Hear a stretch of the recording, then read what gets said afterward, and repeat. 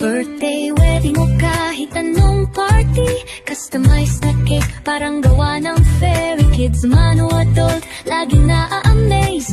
Design palang panalo, pati lasa grabe ang praise. Mom and us, sweet delights, cake na may puso, perfect sa highlights. Sabistone Heights, siya ang una, homemaker na may puso. Subok na talaga, got cute na designs, lasa'y panalo, pampasaya.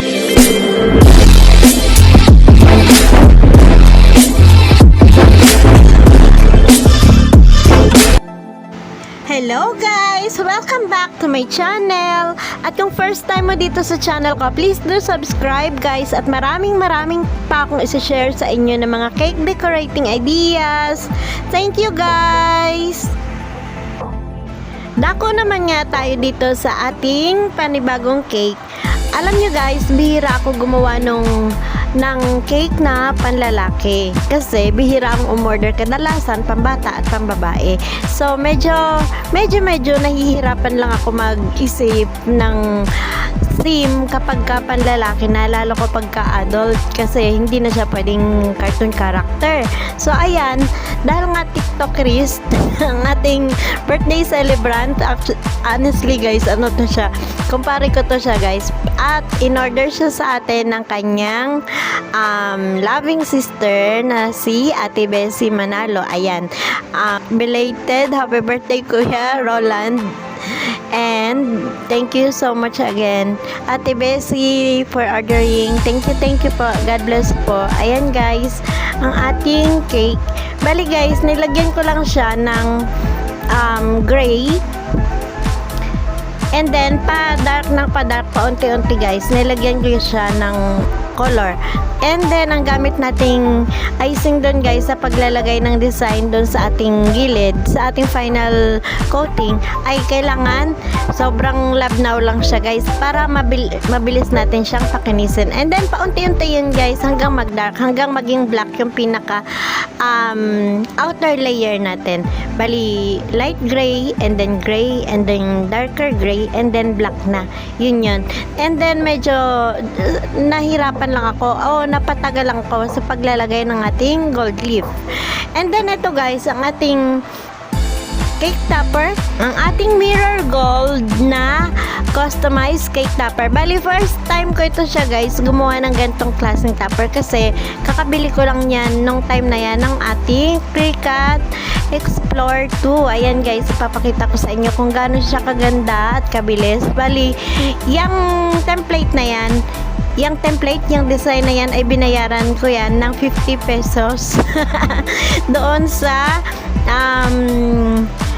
gumawa doon sa Cricut. May mga binibenta kasi doon guys, bibilhin mo siya. Since hindi pa ako marunong gumawa ng sarili kong template nung time na yan, syempre binayaran ko siya, at tuwang-tuwa naman ako at nakabuo ko ng happy birthday na kakaiba. Kasi guys, kapag binibili ko to siya guys sa labas, pag pinapa-customize ko to siya sa aking other bakers dito rin sa lugar namin, ang kalahati ng size na yan guys ay nagbabayad ako ng 150 to 200, ganun. Eh kung ako na lang gumagawa, ayan. At sa wakas ay nakuha ko na rin ang aking dream come true tayo guys. Na magkaroon ako ng sarili kong Cricut. Yan.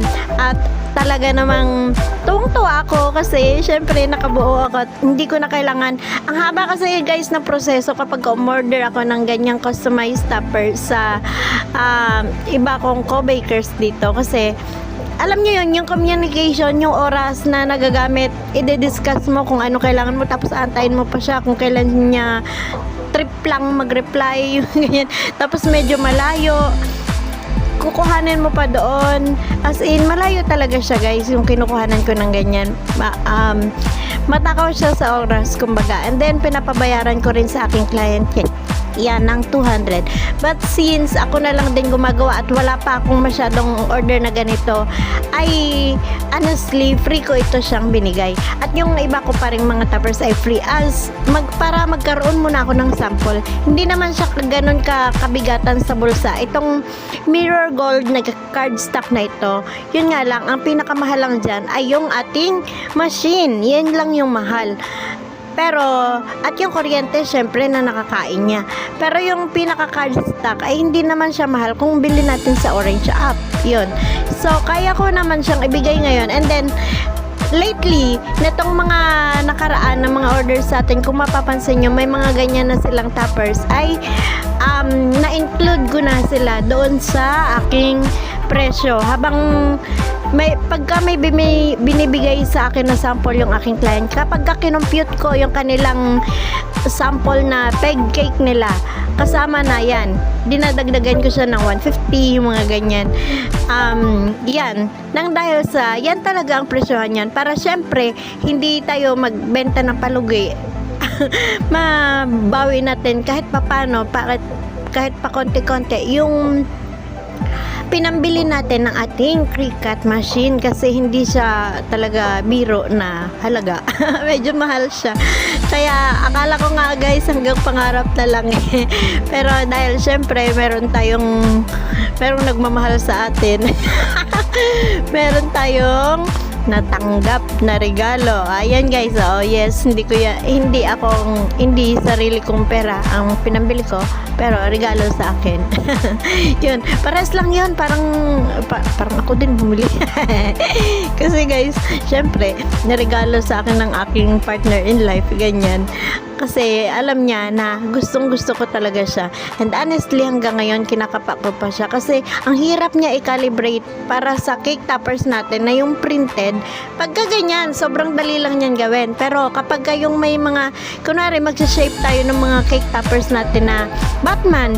Yung Batman na yon, ang hirap niya na print then cut. Ang hirap kasi hindi siya makalibrate ng maayos. So, yung pagkakat niya, hindi sakto dun sa ating layout. Yung parang sticker na kumbaga, ganyan yung typer natin, yung kukortehan natin, hindi siya sumasakto. So, hindi ko na lang inaasa doon, kinakat ko na lang yun ng manual. Pero ito guys, ayun, o diba guys, ang ganda-ganda niya, napaka-elegante niyang tingnan. At kasama ang palad, ngayon habang nag-edit ako ay nabura ko yung aking mga videos ng cake na yan. Hinahabol ko nga sana sa aking Google account kung paano ko recover yung ating mga deleted items, photos and videos doon sa ating recently deleted. Na empty ko kasi. Ayan, napasama pala doon yung aking mga videos ng cake na yan. So ayan na lang guys, ayan, nakuha ko lang yan guys sa reels ko sa Facebook. Ayan, sinave ko na lang. Yan lang, pero ayan pa rin naman yun.